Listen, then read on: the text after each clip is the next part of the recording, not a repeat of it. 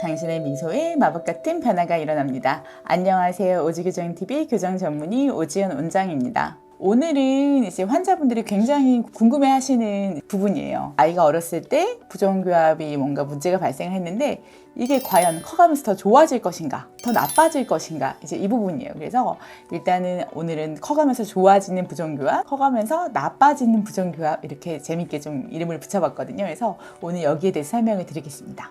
일단 커가면서 좋아지는 부정교합 첫 번째 것은 바로 혼합체열기 초기의 앞니 벌어짐입니다. 이 경우는 보통 앞니 사이가 처음에 앞니 두 개가 났을 때 2mm 이내에 공간 벌어진 현상은 나중에 송곳니가 나면서 저절로 닫히게 됩니다. 우리는 이 시기를 어글리 더클링 스테이지, 즉 미운 아기오리 시기라고 합니다. 송곳니가 나면 앞니가 붙으면서 백주처럼 앞니가 예쁘게 가지런해질 것입니다. 하지만 만약에 가운데가 이제 그 정중이게 벌어진 공간이 2mm 이상이 넘어가면서 너무 많이 벌어져 있거나 아니면 가운데 소대가 굵어서, 소대라고 하는 거는 여기 위에 잇몸에서 입술로 이어지는 근육띠거든요. 그래서 그게 많이 너무 굵어서 혼자 다치지 않는 경우도 있고요. 아니면 앞니 4개의 배열이 안 좋으면은 반듯하게 있어야 송곳니 나면서 밀려서 다치는데 앞뒤로 삐뚤삐뚤하게 있으면 다치지 않을 가능성도 있습니다. 이제 커가면서 좋아지는 부정교합. 두 번째는 아래 앞니가 처음 나왔을 때 틀어져 있는 현상입니다. 보통 아래 앞니가 처음 맹추할 때 한 1.6mm 정도까지는 이제 공간 부족 현상이 일어납니다. 그래서 이 경우는 보통 커가면서 아래 앞니는 저절로 조금 파질 가능성이 높습니다. 이 현상을 인사이절 라이어빌러티라고 부르는데요. 유치에서 영구치로 바뀌면서 이 앞골 자체가 커져서 그러는 건 아니고요. 보통 유치에 비해서 영구치 앞니는 조금 바깥쪽으로 나와서 약간 앞으로 뻗어져서 이제 맹추를 하거든요. 그러면서 공간이 생기기도 하고, 그 다음에 이제 그 송곳니도 약간 후방으로 이동을 하게 됩니다. 송곳니 사이 거리가 약간 넓어지면서 보통은 이제 아래 앞니가 약간만 틀어져 있는 경우에는 조금 시간이 지나면 좋아질 가능성이 있다. 이렇게 생각하시면 되겠습니다. 세 번째.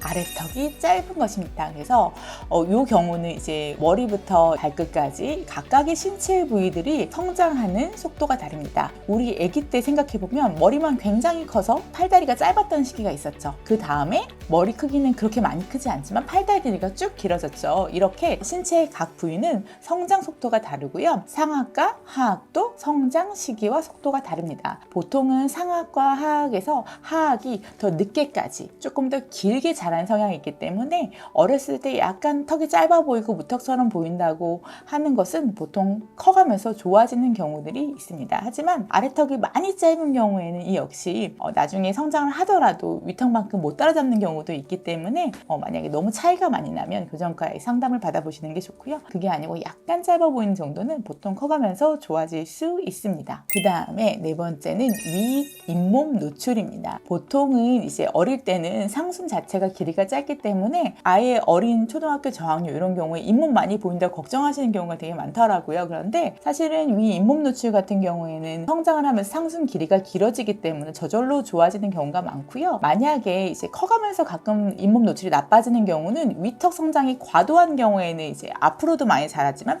수직적으로 많이 자라는 경우가 있거든요. 그래서 길이가 길어지면서 이제 잇몸 노출이 나빠지는 경우는 있습니다. 하지만 어린 시기에 보이는 잇몸 노출은 나중에 커가면서 상순 길이가 길어지면 저절로 좋아지는 경우가 많습니다. 다섯 번째, 약간의 돌출감입니다. 과도한 돌출감은 커가지고도 이제 계속되는 경우가 있지만 약간의 돌출감 같은 경우에는 커가면서 코끝이랑 턱끝이랑 얼굴 모습이 발달하기 때문에 조금 돌출감이 줄어드는 쪽으로 발달할 가능성이 높습니다. 그래서 약간 돌출되어 보이는 점이 있더라도 커가면서 얼굴 모습을 지켜보면 나아지는 경우가 있으니까 너무 걱정하지 않으셔도 될 것 같습니다. 커가면서 나빠지는 부정교합에 대해 설명을 드리겠습니다. 첫 번째, 거꾸로 물리는 반대교합을 포함해서 이제 주걱턱, 아래턱이 나와 있는 경우입니다. 보통 이제 아래턱이 약간 나오면서 거꾸로 물린 경우에 보통 이제 어머니들이 많이 의구심을 가지시는 경우가 얼굴 모습 나는 괜찮은 것 같은데 자꾸 왜 주걱턱이라고 하고 부정교합이라고 하나요? 이렇게 말씀하시는 경우가 많습니다. 그 이유는 뭐냐면 제가 좀 전에 설명드렸던 것처럼 위턱하고 아래턱 성장에서 위턱보다는 아래턱이 조금 더 늦게 자라고 마지막까지 자라기 때문입니다. 그래서 아기인데 약간 무턱처럼 보이는 게 사실은 정상 범주고요. 만약에 아기인데 어른처럼 얼굴이 이목구비가 또렷하거나 아니면 오히려 아래턱이 나와 보인다면 이 친구는 성장하면서 키가 많이 자랄 때 아래턱이 추가 성장을 할 가능성이 더 많습니다. 그래서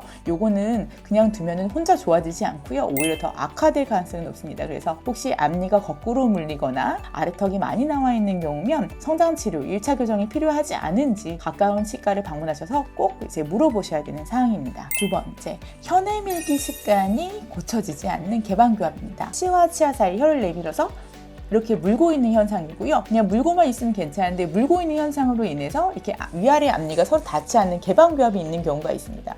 개방교합이 있으면 이제 뭔가 음식을 끊거나 아니면 침을 삼키는 게 불편하기 때문에 이거는 혼자 고쳐지기가 조금 어려운 경우가 많습니다. 그래서 이거는 가까운 또 치과에 방문을 하셔가지고 이제 혀내 밀기 습관을 고칠 수 있는 장치, 뭐 턴크립 같은 걸 사용을 하시던지 아니면 이제 아이에게 계속 꾸준히 교육을 통해서 이거를 개선을 시키도록 노력을 해주셔야 될 것 같습니다. 혹시 혀를 내민과 동시에 위아래가 닿지 않는 개방교합을 가지고 있다. 이러면 가까운 치과에 꼭 가셔서 상담을 받아보세요. 네 번째, 이거는 손가락 빨기를 동반한 위 앞니의 돌출입니다. 손가락 빨기 같은 경우에는 이제 심리적인 부분이랑 많이 상관이 돼 있어요. 그래서 손가락을 지속적으로 빨면 사실 만 4세 정도 이후부터는 이제 위턱과 이제 치열구, 그다음에 치열의 변화가 일어납니다. 이 역시 손가락 빨기를 고치지 않고 계속 지속된다면 점점점 더 심해지면서 보기 싫어질 수 있고 나중에 교정 치료를 하기가 힘들 수도 있습니다. 그렇기 때문에 빨리 어리면 어릴수록 손가락 빨기를 중단을 하고 이제 위 앞궁 자체를 모양이 변형된 것을 바로 잡아주는 교정 치료가 필요할 것 같습니다. 다섯 번째, 좁은 상악으로 인해서 한쪽으로 틀어지는 비대칭입니다.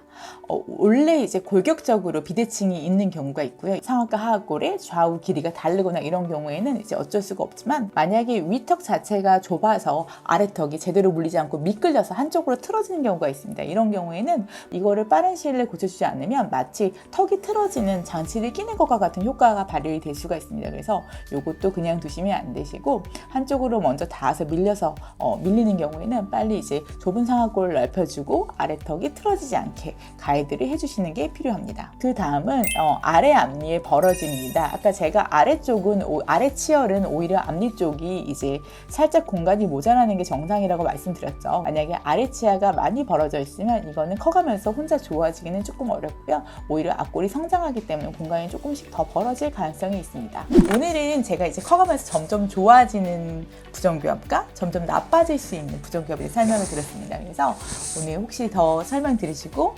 궁금하신 점 있으시면 댓글 달아주세요. 감사합니다.